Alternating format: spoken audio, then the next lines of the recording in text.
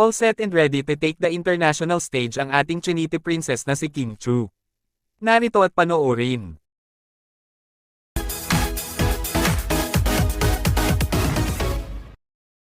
Kinabog ni Kim Chu ang social media dahil sa latest post nito sa social media. At ayon sa caption ng kanyang post, almost ready to go. It will be there soon.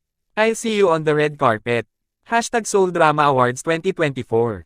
At syempre, hindi nga naman talaga magpapakabog ang ating Chinite princess sa kanyang dress para sa award ceremony ng Seoul International Drama Awards Night.